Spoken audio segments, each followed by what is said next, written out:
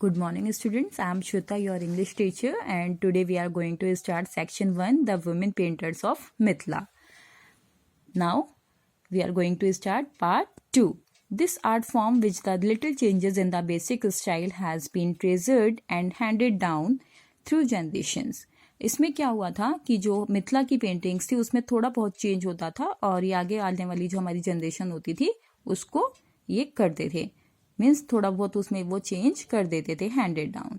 This form of paintings begin as domestic pre occupation where by women decorated their huts with abstract motifs. Motives होता है उनका कोई भी रूप देती थी वो. एब्स्ट्रैक्ट मीन्स जो भी उनके मन में कोई विचार आता था या जो उनके मन के according. each tribe has its unique style and symbols that originated from its distinctive culture.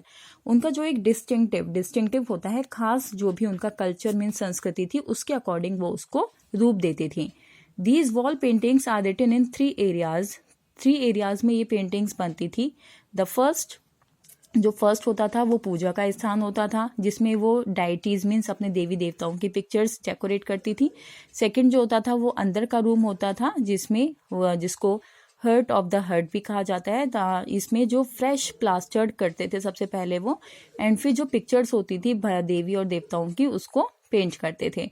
जो थर्ड आउटर वॉल थी वो होती थी उनके आंगन की, उसको वो डेकोरेट करते थे. जहां पर गेस्ट रिसीव होते हैं उसको डेकोरेट करते थे बहुत अच्छे से, ठीक है, ब्यूटिफाइड विद पेंटिंग्स के द्वारा, ठीक है. तो सबसे पहले हो गया हम भगवान का जहां पर वो पूजा करते हैं, फिर उनका इनर रूम और फिर उनका कर्टयार्ड. ये 3 पार्ट्स में डिवाइड हो गया. ट्रेडिशनली वुमेन इन ग्रुप्स, ये जो वर्क होता था ये सारा ग्रुप्स में होता था, ठीक है. ये एक सोशल एक्टिविटी होती थी उन कबीलों की.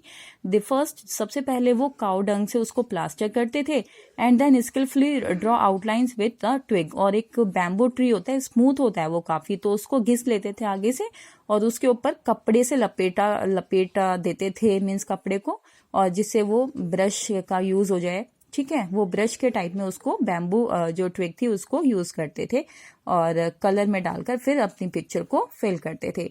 जो यंग गर्ल्स होती थी वो अपने से बड़ों को देखा करती थी और जो एंसेस्ट्रल होता है, जो पैतृक होता है ट्रेडिशन, वो उसको अपने में अब्सॉर्ब कर लेती थी, मीन्स उसको वो सीख जाती थी. At times these paintings are handed down on bits of papers as family heirlooms and referred. heirlooms होता है आपका विरासत, and referred to at the time of painting. ये एक विरासत में मिलने वाली पेंटिंग थी, मीन्स जैसे हम कह देते हैं ना ये विरासत में मिला है, तो ऐसे ही जो हमारे एंसेस्टर्स होते थे उनको वो पेंटिंग्स विरासत में देकर जाते थे.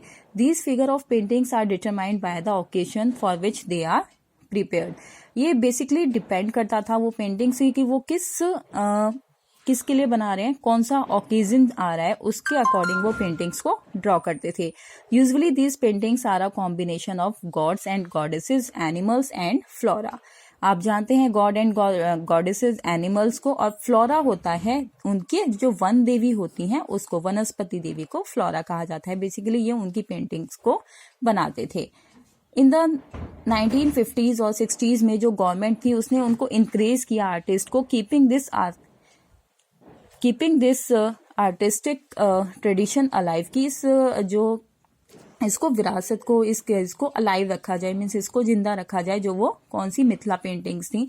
दस this style of painting has acquired a new dimension. फिर इसको एक नया डायमेंशन होता है आपका, एक परिमाप, उसको एक नई पहचान मिली जब गवर्नमेंट ने उसको गवर्नमेंट ने अलाउ कर दिया कि भाई हम इसको एक विरासत के रूप में रखेंगे, एक ट्रेडिशन ये हम हमेशा रखेंगे. Now this is the a lot of